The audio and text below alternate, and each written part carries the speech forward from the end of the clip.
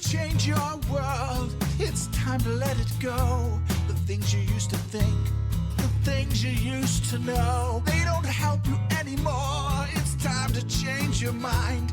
If it's peace you want to find. This is Kurt Kaikonen, pastor of Calvary Chapel, Waterford, at your neighborhood church.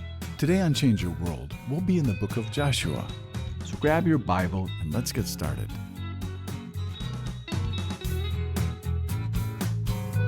It's time to change your world. You need to let it go.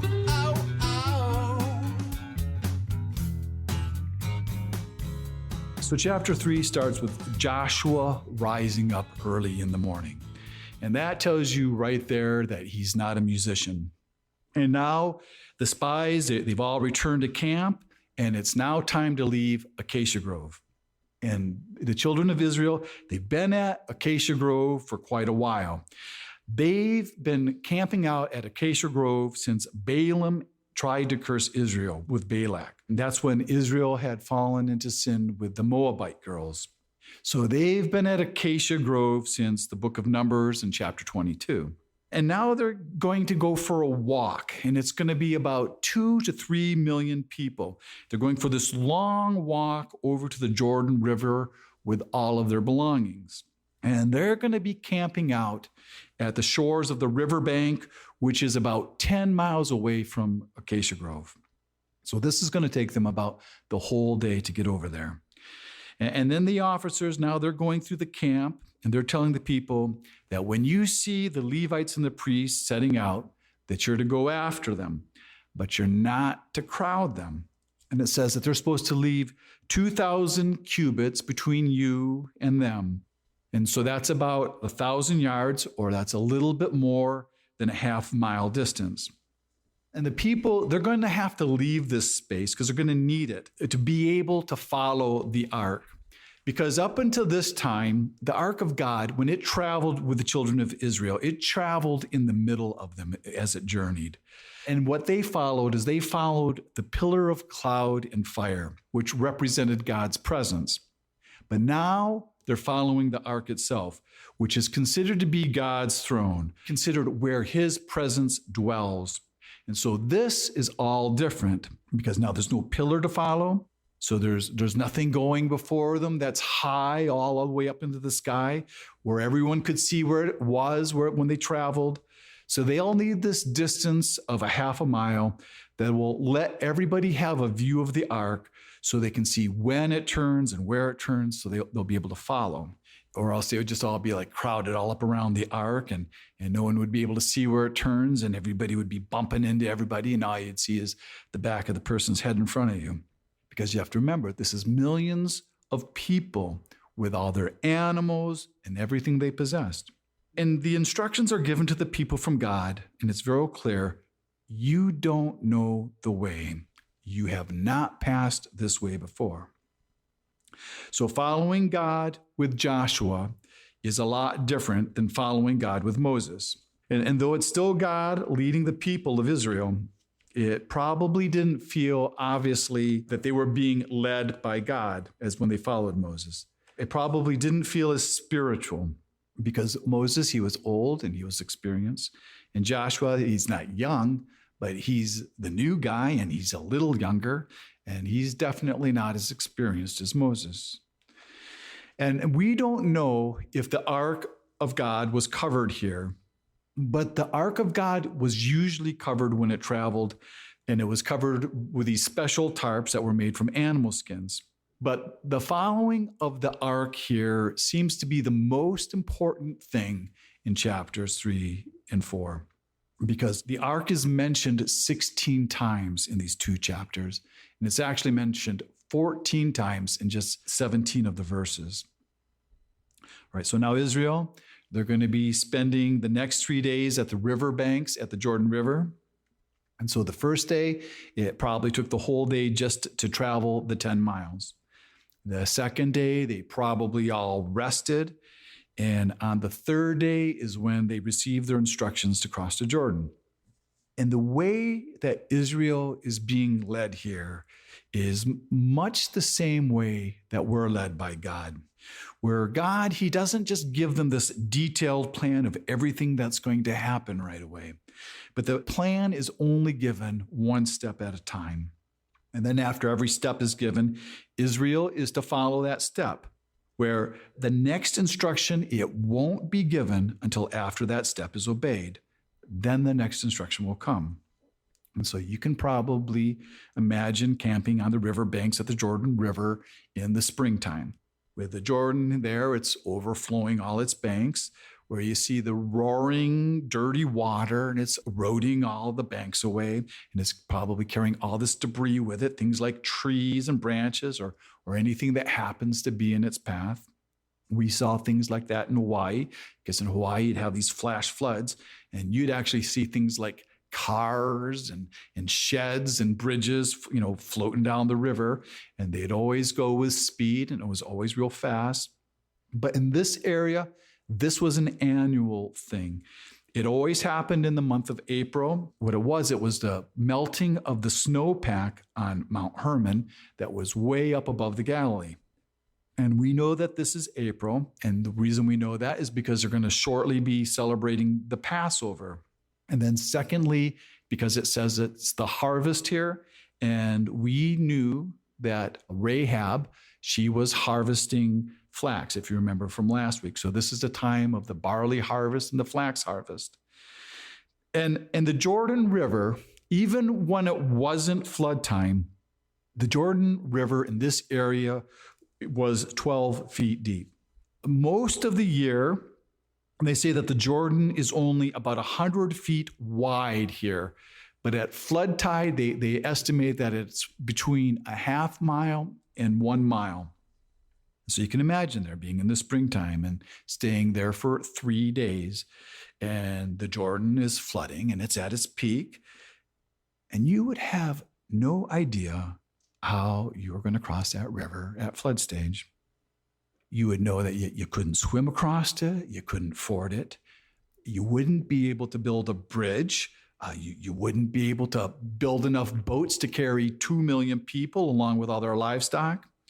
And so you're just there camping and you're just looking at it for 3 days. And you're probably wondering, well, how did those 2 spies ever get across and make it back safely? So they would have no idea how they would cross. And that's because it's impossible. And so they're just sitting there watching it for 3 days, wondering. But the thing is that even though they don't have any idea of how they're going to cross it, they waited there in faith. They did believe that God was going to do something. And then Joshua, he tells the people of Israel that they need to sanctify themselves because tomorrow the Lord will do great wonders among you. And the last time we heard the people were to sanctify themselves was back there at Mount Sinai when God audibly spoke to Israel, and that's when he gave them the 10 Commandments. And it was at that time on Mount Sinai when they went to sanctify themselves. That meant that they were to bathe, they were to wash their clothes, and they were to abstain from marital intimacy. But this is all about each person here getting their heart right before God, because that's what sanctify means. It means to set yourself apart for God, which is another way to say to make yourself holy. So this again, it's going to be like Mount Sinai, where everybody has to get ready because this is going to be something that's going to happen that's going to be really, really big. And you have to remember, these people, they didn't bathe every day. They didn't bathe regularly because there wasn't always an abundance of water, especially when they were in the wilderness. Now they have a lot of water. They have more than they know what to do with, and they're to wash. But this is not like getting ready for a vacation because this will be no vacation. They knew where they were going, and they knew that when they got there, they would have work to do. They know that where they're going to have battles ahead of them, where they're going to have to learn to trust God in everything they do, because you have to see that Israel, they had no weapons of war. And if they had any, it would only be very few. And now they're going to be going to the most fortified city in the whole world.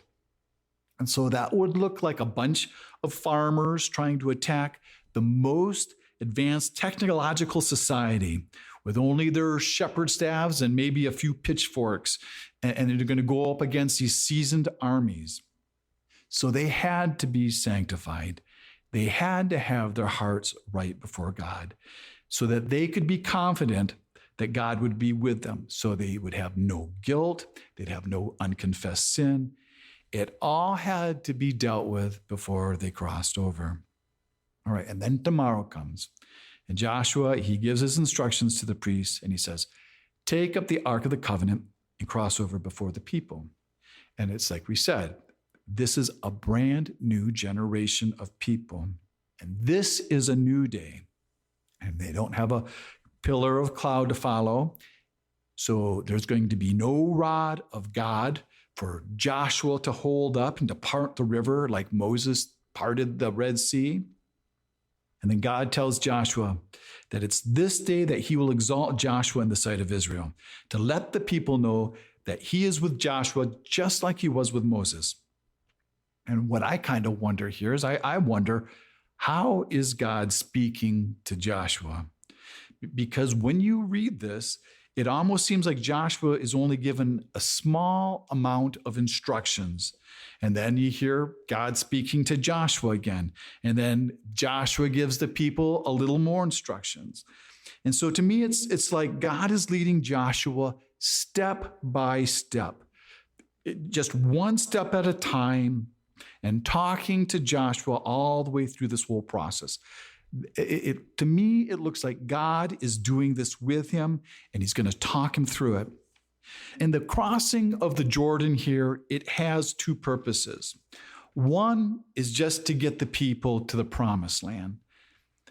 But the other one is to build the people's confidence in God and to build their confidence that Joshua is God's man like Moses was. Because they're going to need this faith. They're going to need the faith in God and believe that he is with them to do all the things that they're about to do.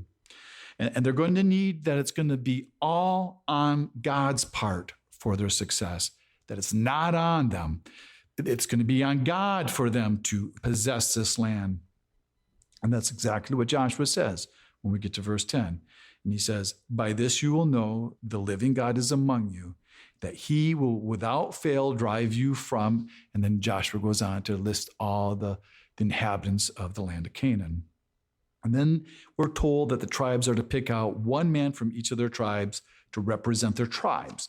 And so they're making this new group of 12 men, but we're not told what they're going to do until we get to chapter 4.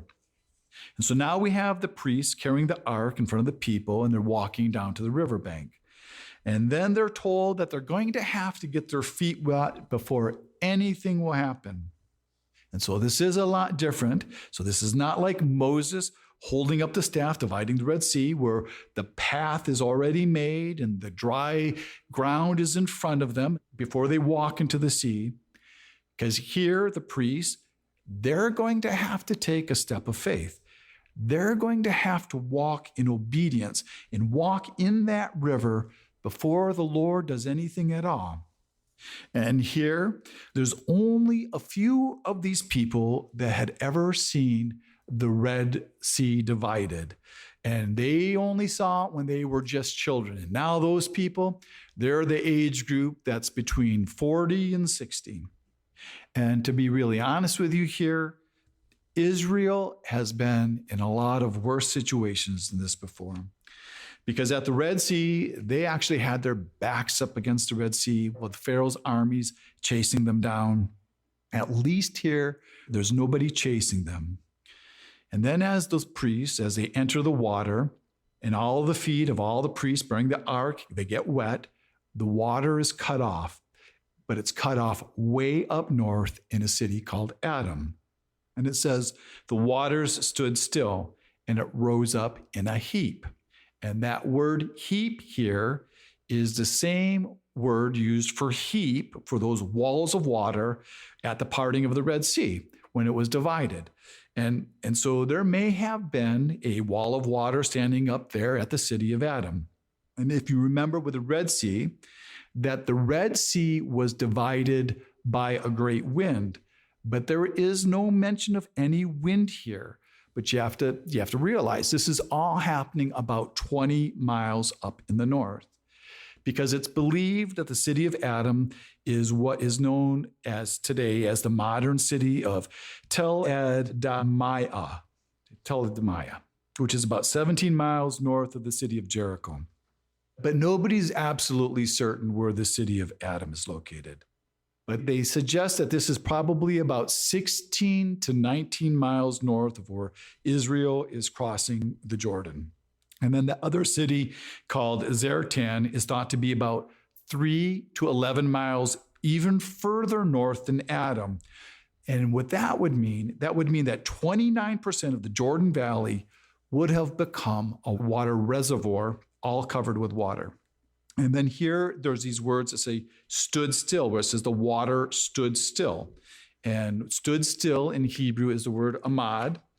And it's the same exact word that they're using here for the priests, where it says for them to stood firm. They stood firm on dry ground until all Israel passed over. And this is an intentional play on words and how they had to stand there until all of Israel crossed over. So now you see these priests, and they have to stand in the riverbed of the Jordan River, and they're holding the ark. I believe the ark would have been pretty heavy because it's 4 feet by 2 feet, and it's all covered with gold. And I believe there's only 4 people that can carry it. There's just 2 ends of a pole on each side. And they have to stand firm holding it until about what is equal to half of the population of the Detroit metro area, between 2 and 3 million people, cross the river. And this would be with all their possessions, with all their cattle and their sheep and all their little children. And so you would think this would be like a traffic jam. And it probably took a good part of the day, though the scripture here says that they crossed quickly, because you would have to realize it would be wide because the water is cut off all the way down to the Dead Sea. But to hold that ark all day long as everyone crossed, standing in one place, well, I think that's pretty amazing. But what's odd here is that this passage says that the priest carried the ark, because it usually wasn't the priests who carried the ark. Because you have to realize all priests were the sons of Aaron. It was usually the sons of Korah who weren't priests, but they were Levites. They were the ones who were assigned to carry the ark. But the sons of Korah, they're not priests. And it does say priests here. So you wonder if this is something different than usual. And some people, they even wonder if the ark was carried uncovered. But however it was covered, this was a big miracle, and it was as big as the crossing of the Red Sea. And these people, they needed to see this, and they needed to go through this, especially as they start to get closer to the enemy. And then when we get to chapter 4, we're told what these 12 men appointed from each tribe was to do. And what they were to do is that they were to build 2 memorials, a public memorial and a private memorial. And they were to take large stones from the river, from where the priests were standing, and they were to carry them 8 miles away to Gilgal, because that's where they were going to camp for the night. And that name Gilgal means circle. And they were to stack these rocks in a pillar as a memorial. So they would be able to see these rocks that came from the river at the very first place they camped. And this is the very first place when Israel began to claim their inheritance from God. And this place, Gilgal, it is only 2 miles away from Jericho. And it became a very important place in Israel, because it would be at Gilgal where Israel would crown their first king, King Saul. And it would be at Gilgal where David would be welcomed back as Israel's king after the defeat of Absalom, his son. Gilgal was also the place where Elijah and Elisha had that school of the prophets. So this was a really good place to have a memorial. And then when we get to verse 21, in verse 21 it says, when the children ask their fathers in time to come, saying, what are these stones? And you have to see what it says here. It says, when they ask. It doesn't say if they ask. Because in the future, when they get to their field trips in Gilgal, they're going to ask. Because these pillars were impressive enough for children to wonder, well, why are these rocks here?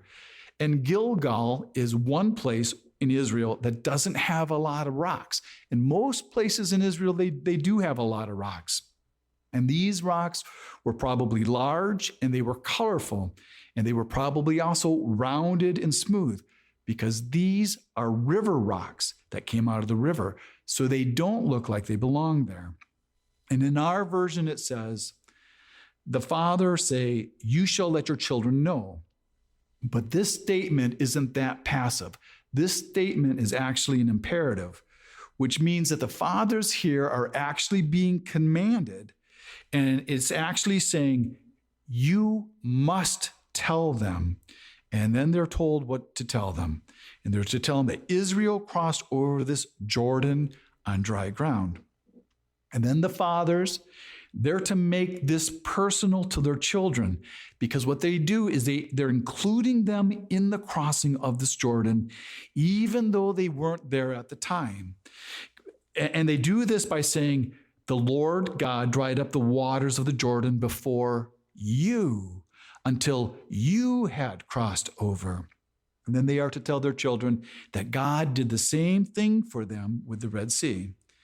And then they're to tell the children that it wasn't just for them to know, but that it was for all the people of the earth, that they may know that the Lord's hand is mighty, and for everyone to fear the Lord forever. And to fear here doesn't just mean to be afraid of him, but it means to respect the Lord. And then there's the second memorial that the 12 men from each tribe of Israel were to build. And this was a private memorial. This was a memorial that only God could see. And they were to take 12 stones from the land that represented their old life before they came to claim their inheritance. And this was to be buried into the Jordan, and it was never to be seen again. And if you read this, we don't read here that God ever commanded this memorial to be built, but he could have. We just don't have a record that he did that.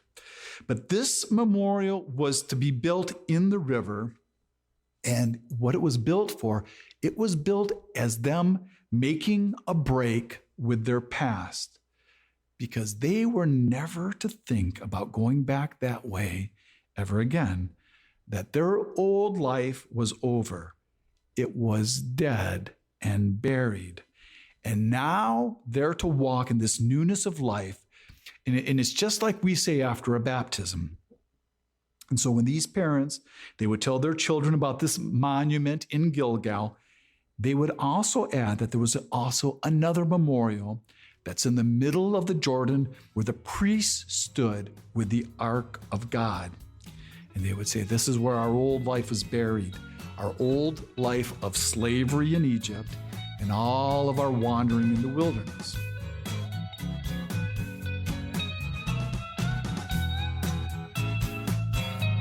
You need to change your world. You need to let it go. Oh, oh, oh. Thanks for listening to Change Your World.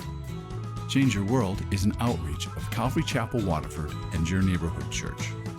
If you're listening to Change Your World in the Detroit metro area, why don't you join us for church this Sunday? Our service time is 10 a.m. at Calvary Chapel, Waterford, 183 South Winding Drive, Waterford, Michigan. We're competing with the Catholics. It's only an hour. All the donuts you can eat, and you don't have to believe a thing we say, but it could change your world. You need to change your world. The rest of today's message can be heard at yourneighborhoodchurch.org. So check us out and download the app. And until next week, remember,